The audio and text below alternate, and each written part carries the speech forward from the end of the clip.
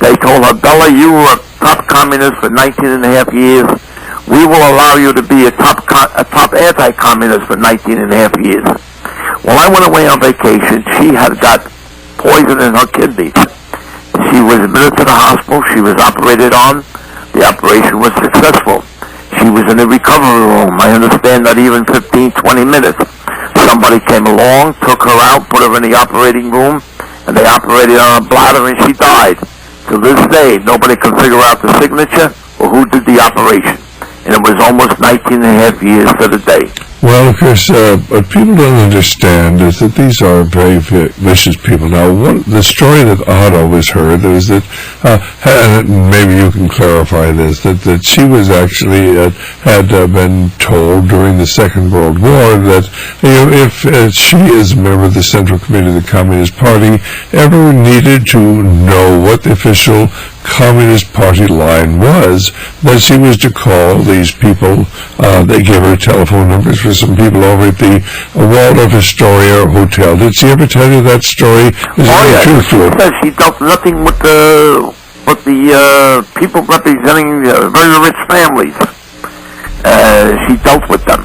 And of course, this is the amazing thing. What people really don't understand is that communism, since its very inception, has been in bed with the people of great wealth here. This was the story that Professor Sutton told in his book, Wall Street and the Bolshevik Revolution, that we have in this book.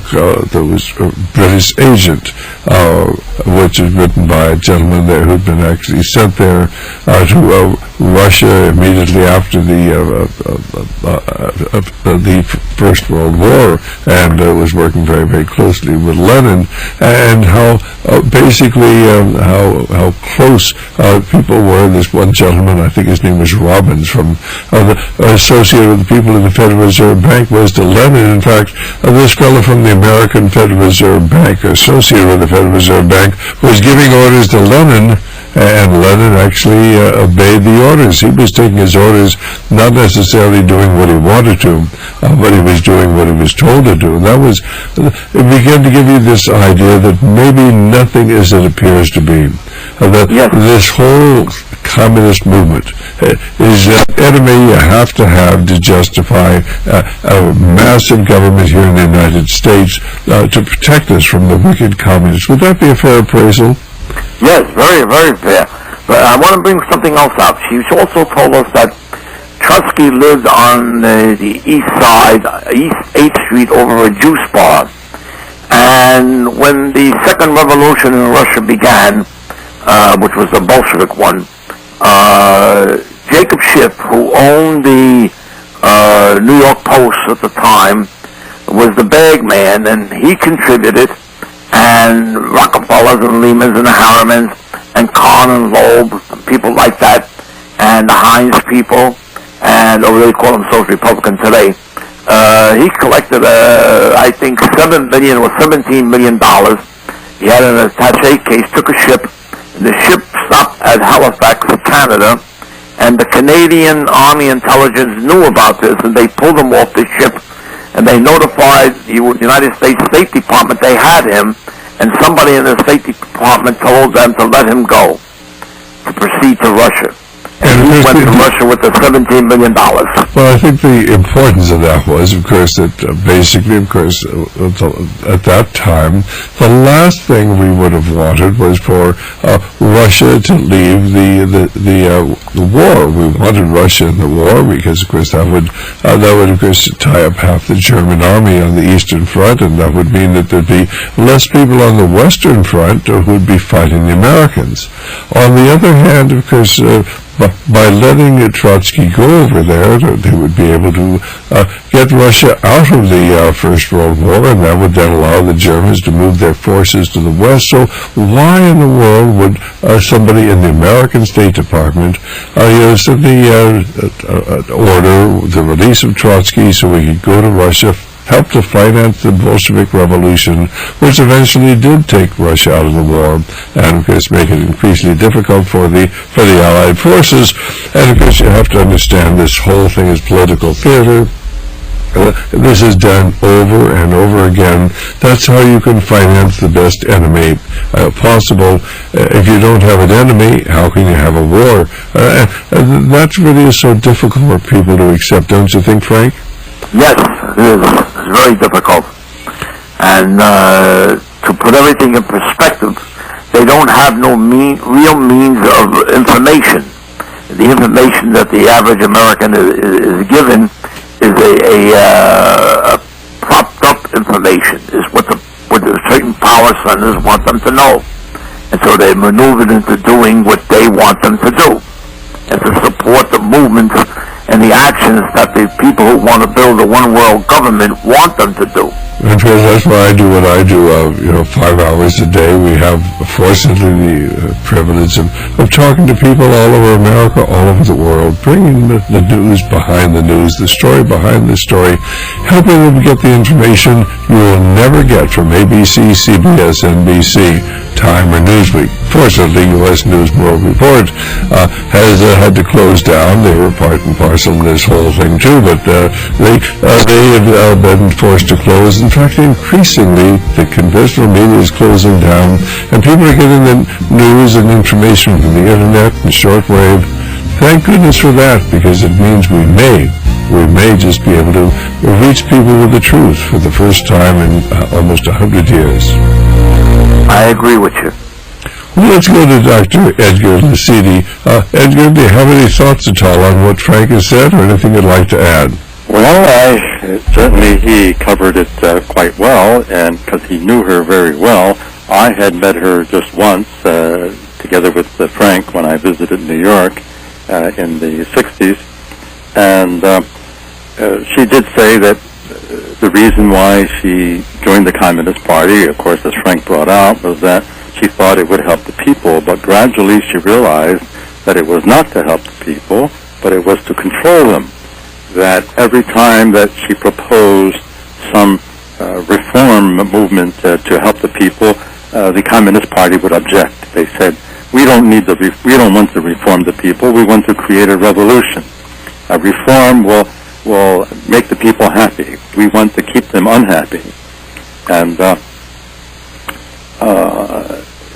the other thing that one must realize is that the international financial elite will support both sides of the conflict. In other words, they work according to the Hegelian dialectic, which is thesis, antithesis, and synthesis. So the same financiers who financed the Bolshevik Revolution also financed the National Socialist Revolution in Germany, the Nazi Party.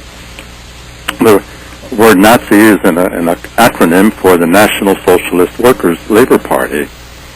And there's plenty of evidence, documented evidence, that the Harrimans and their associates, the Bushes, and the Kuhn-Lieben Company and the Rockefellers and the Warburgs, that they financed both the Marxist Revolution and the Hitlerian Revolution. And in fact, in 1933, Ivy Lee and sent J.P. Morgan was the employer of this Ivy Lee, and Rockefeller had got together with J.P. Morgan and sent Ivy Lee, who was a top public relations man, they sent him to Germany to train Hitler on how to control the public, how to speak, how to present himself, how to use psyops, in other words. And so Ivy Lee remained there, and then also the treasurer of the German National Party, the Nazi Party, was working for Wall Street, and they sent him over to Germany, and he became the Secretary of the Treasury of Germany till the end of the war. So the financial elite has no nationality; they are internationalists, and she realized all this, and this was a gradual process for her. And in 1953, she appeared before the Tidings Committee and or in the early 50s, and she testified and before the Internal Security Committee, and she started to receive threats. And as Frank brought out, after testifying, and whereby many people went to jail, and the communist movement was exposed, the attorney for the Communist Party told her that she would have so many years to go before that she would end her days. Hold that thought. We'll be back here in just a moment with this is Dr. Stan. Of course, we're talking to Dr. Edgar Lucidi, who's a friend of Frank Vassalli's and the gentleman who introduced us. And basically, of course, Edgar was just pointing out how these people within the financial elite control both sides, and how certainly they certainly financed the National Socialists, they financed the Communists, or they financed the Nazis in the years leading up to World War II.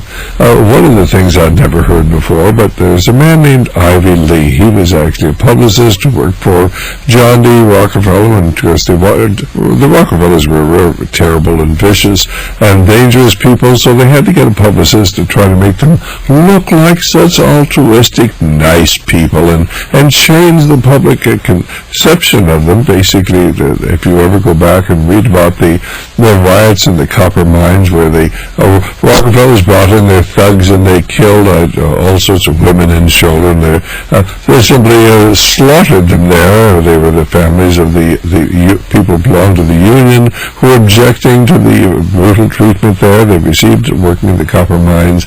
Well, the public didn't like that sort of thing, so they hired Ivy Lee to go ahead and make the Rockefellers look like such benevolent people. And because by controlling the media, they were able to create that impression.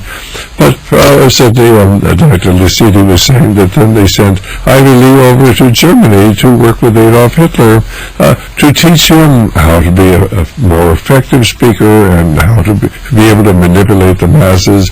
They did a pretty good job because, of course, he had an amazing ability to hold an audience transfixed. And, of course, but people do not understand that in all the years leading up to World War II, it was the American corporations, about 100 of them, and the Rockefellers and the Hermans and the Bushes and the others, who were all there financing the Nazi movement in the years leading up to the war.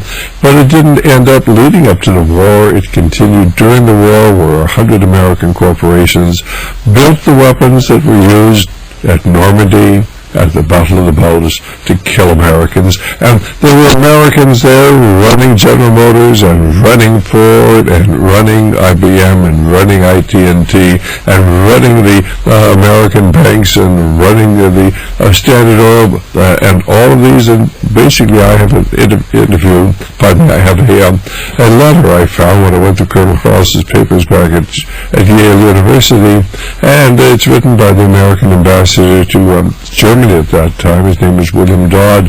He's writing to Colonel House in 1936 and saying, "Colonel, why are 100 American corporations over here in Germany building up the Nazis? You know, nobody wants a war. We just had a terrible war. Everybody wants peace.